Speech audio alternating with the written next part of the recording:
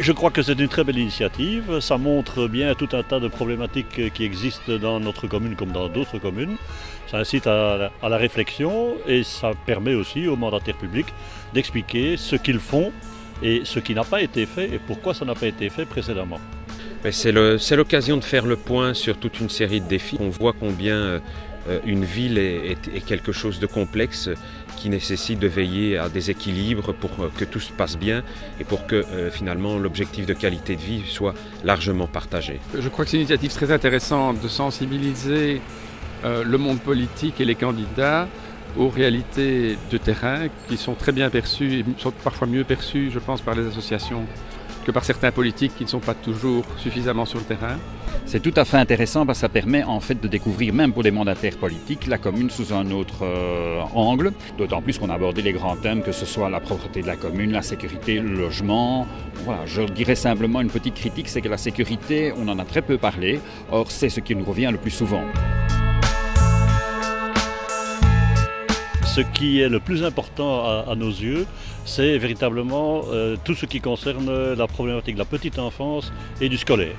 Et il faut bien constater que depuis l'accroissement considérable de la population qu'il y a à Anderlecht, nous sommes en retard par rapport aux constructions scolaires et de crèches. Mais nous allons mettre vraiment tous nos moyens pour répondre à ce défi qui est un défi important pour Anderlecht. Donc nous voulons porter sur les fonds baptismaux ces écoles, ces crèches, ces équipements qui accompagnent les quartiers. Nous ne voulons plus de quartiers qui soient des ghettos d'habitat ou des quartiers dans lesquels il manque un certain nombre de choses. Donc on s'engage à avoir une vision urbaine complète qui puisse à la fois répondre aux besoins des nouveaux habitants, mais aussi combler ces manques qui sont apparus ces dernières années.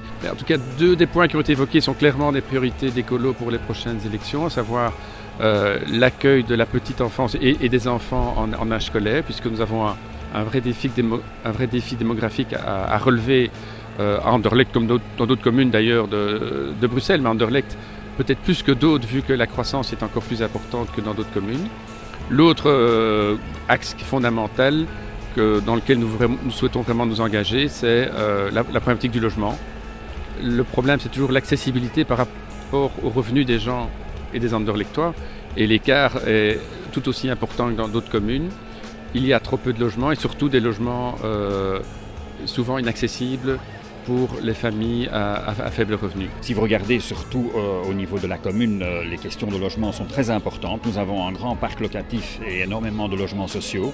Beaucoup sont aujourd'hui à l'abandon, difficile de les rénover. Vous avez aussi pas mal de logements vides, donc de s'engager d'abord à renflouer le logement puisqu'il y a une demande, mettre les logements en conformité. Et au niveau de, comme on l'a dit là tantôt, au niveau de l'accueil de la petite enfance, des projets sont en cours, y compris pour l'avenir, mais bon, les subsides tardent à venir. La commune ne peut pas tout prendre en charge, elle a besoin de la région et de la communauté aussi. Donc voilà. Mais il faudrait continuer quelque chose qui permette de continuer à se voir et de faire surtout, alors par rapport à ceci, de faire le suivi, d'aller laisser les citoyens voter. Et quand ils auront voté, de voir la majorité qui se mettra au niveau communal, et puis d'être vigilant vis-à-vis de cette majorité, et je dirais de tout le monde, de tout le conseil communal, en disant qu'il y a des engagements qui ont été pris, on enverrait votre attention, vous ne pouvez pas dire que vous n'êtes pas informé, enfin ce genre de suivi. Pour moi personnellement c'est une surprise de voir qu'il y avait de la réserve foncière sur Anderlecht, même si elle est un peu éclatée. Et ce qui me fait extrêmement plaisir, c'est des responsables politiques qui disent on avance avec le logement, mais on doit avancer avec les crèches et les écoles en parallèle et simultanément.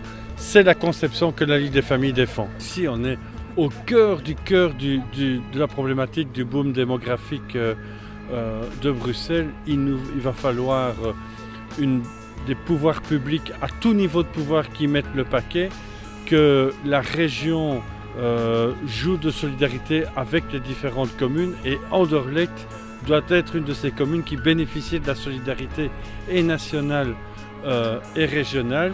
La place publique, l'agora comme celle-ci dans une ville, c'est quand même quelque chose d'absolument indispensable de voir ces différents enfants sur la place des différentes familles, et ça c'est vraiment très sympa.